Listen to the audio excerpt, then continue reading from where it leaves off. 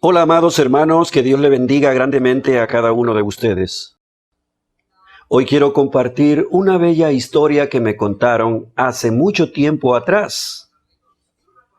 Pero antes comenzaremos leyendo Salmos 14:1. Dice el necio en su corazón: no hay Dios. Se han corrompido, hacen obras abominables, no hay quien haga el bien.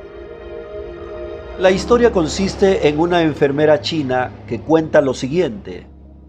Mis padres eran verdaderos revolucionarios y me educaron en los rigurosos principios comunistas. Ya en la escuela primaria superior entré en la Guardia Roja y pronto fui dirigente de un grupo. Como era políticamente muy activa, pasé mis exámenes sin dificultad y luego cursé los estudios de enfermería. Antes de que me hiciera cargo de mi primer empleo en un hospital, se me dijo que allí trabajaba un joven médico renombrado, pero era cristiano. Se llamaba Kent, y mi deber especial consistía en apartarlo de sus ideas cristianas. Un médico tan sobresaliente, pero cristiano, era una oveja negra para el Partido Comunista. Pronto comprobé que no había recibido un encargo fácil. El doctor Kent era un hombre inteligente que procedía de una familia cristiana.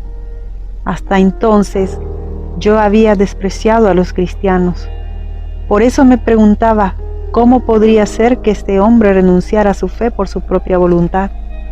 Me pareció casi imposible, pero debía procurar conseguirlo, ya que, como miembro de la Guardia Roja, había puesto mi vida al servicio del partido.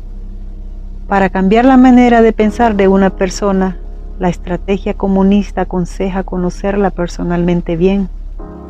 Empecé por estudiar la formación del Dr. Kent.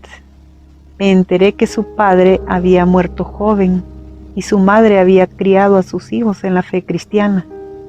Todos eran creyentes y honraban a su madre. El Dr. Kent, luego de estudiar en Cantón, gran ciudad del sur de China, había trabajado duro y era apreciado por sus compañeros. También aquí en el hospital era estimado por sus colegas y por los pacientes a causa de sus conocimientos y cualidades humanas. Primera de Pedro 3:15 dice: si no santificad a Dios el Señor en vuestros corazones, y estad siempre preparados para presentar defensa con mansedumbre y reverencia ante todo el que os demande razón de la esperanza que hay en vosotros. Nos encontrábamos regularmente y, como se acostumbra entre jóvenes chinos, intercambiábamos opiniones abiertamente. Nuestra amistad se profundizó y sentí mucho afecto por él, pero entonces me acordé de mi deber especial. Como miembro de la Guardia Roja, yo no quería dejarme guiar por mis sentimientos personales. Tenía un definido encargo y debía cumplirlo. Al simpatizar con el doctor, ya me pareció menos difícil apartarlo de su fe cristiana. Los comunistas emplean a menudo el amor como medio para convertir a alguien a sus ideas, pero algo me desconcertaba. Cada vez que el doctor Kent hablaba de su fe, lo hacía con tanta convicción que me costaba alegar algo contra ella. Esto me dio que pensar.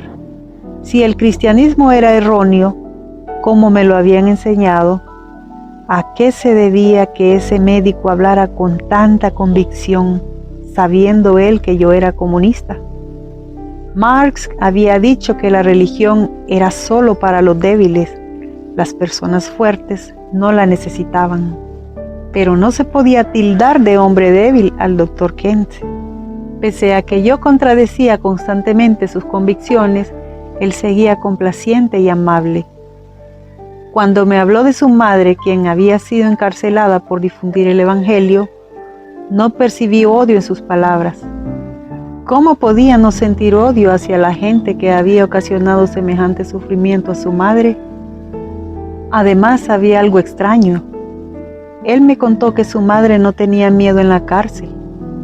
No temía ni a la muerte ni a los padecimientos, porque se sentía amparada por Dios y creía firmemente que sin la voluntad divina no se le podía torcer ni siquiera un cabello.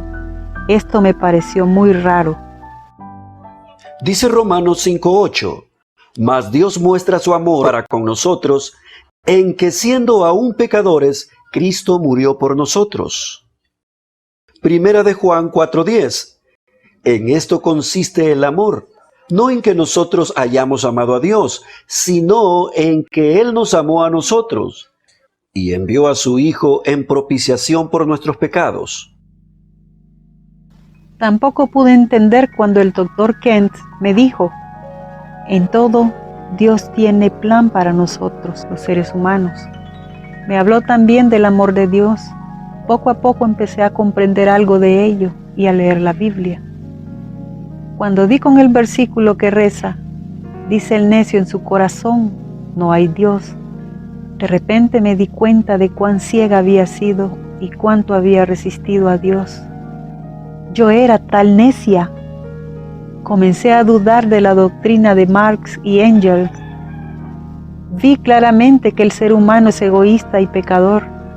El comunismo científico no me podía decir cómo ser liberada del pecado y llegar a ser paciente, amable y buena. Al pensar en todo esto, aprendí a conocer a Jesucristo personalmente. Llegó el día en que le pedí perdón por mis pecados y le confié mi vida. Así es como, pese a que yo había sido desde muy joven un miembro del Partido Comunista, por mi conversión al Señor Jesucristo vine a ser cristiana y miembro de la familia de Dios. Si me hubiesen dicho hace 10 años que alguna vez sería cristiana, habría soltado una carcajada. Estas eran las palabras de una enfermera china, amados hermanos. Y a la verdad, el amor de Dios es grande, no podrá jamás cesar. El amor de Dios aumenta y se expande por todo el mundo y entra al corazón de todas aquellas personas que le dan un lugar. Ese es el amor de Dios, una fuente viva que fluye paz, justicia y luz. Y el poder de esa vida nos es dado por Jesús. Dios le bendiga.